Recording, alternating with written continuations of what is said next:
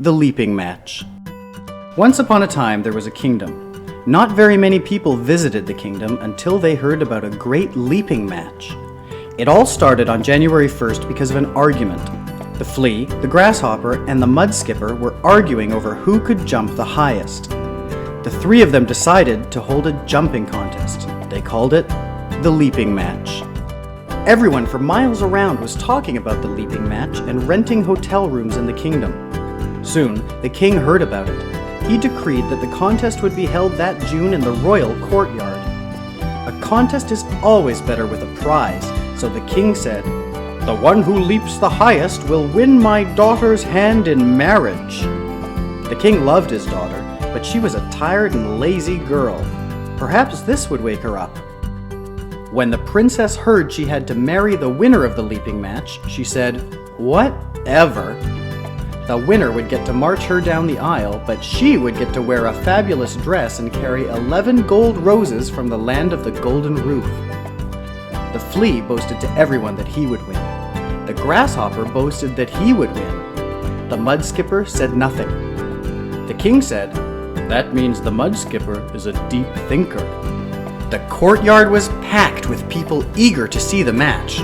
The flea would be the first to jump. He bowed to the audience and told them about himself. The flea was used to crowds. He was also very polite as he had the blood of many lords and ladies in him. The flea was born on the ear of a cat on December 25th. He spent the first 8 months of his youth traveling from her ear to her tail where he built his home, although it was quite windy there. Next up was the grasshopper. He told the crowd that he was born to royalty in Egypt, and it may even be true. He loved warm climates and always wore the fine green suit he was given when he was born. The grasshopper lived in the city in a house made of cards, with all the faces turned in so they could listen to him singing. He sang so wonderfully that the other two crickets living there chirped themselves thin with jealousy. The mud skipper was very quiet. He had come a long way to participate in the contest. The mud skipper came from the east, and every winter he would hibernate. He would retire to his home beneath the mud and sleep for 6 months. Usually, he didn't even start waking up until July 1st. "What a lazy mud skipper," the people said.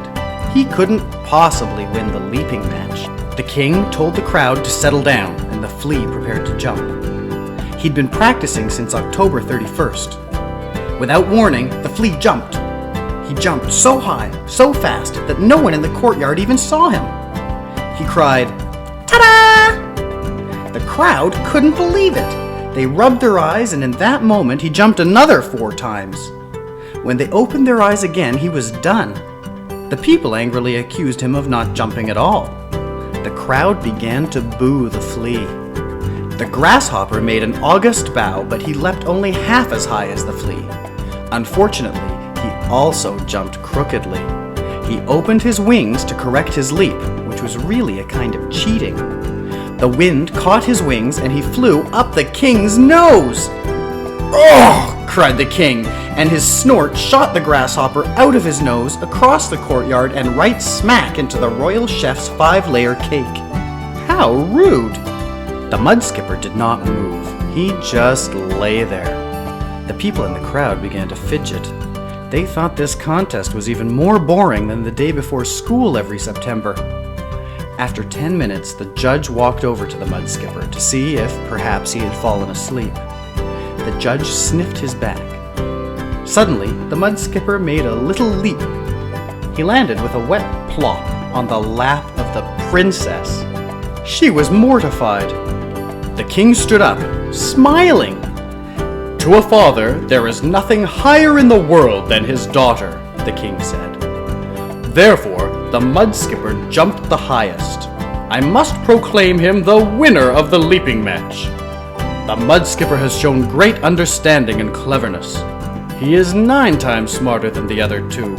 His real legs are up here," said the king, pointing to his brain. "Therefore, he shall wed my daughter this February 14th. The crowd cheered. The princess frowned and said nothing. Then the the mud skipper quietly asked her if they could move the wedding back 3 months to November 11th so that they could get a head start on the long winter's nap. Slowly, the princess smiled. She was a very lazy girl, and now she could sleep for 7 straight months. She gave the mud skipper a hug. "I will marry you," she whispered into where she guessed his ears might be. The flea was hopping mad. "It's so unfair. I was higher, faster, and spoke better. Dullness and heaviness win the day." He hopped out of sight. The grasshopper was aghast. He cried, "What is the world coming to? Dullness and heaviness win the day. Dullness and heaviness win the day." He sang this sad song over and over, every hour, 12 times a day, and 13 times a day every April 1st. And that is where he heard this story. But just because it's written on the internet doesn't make it true.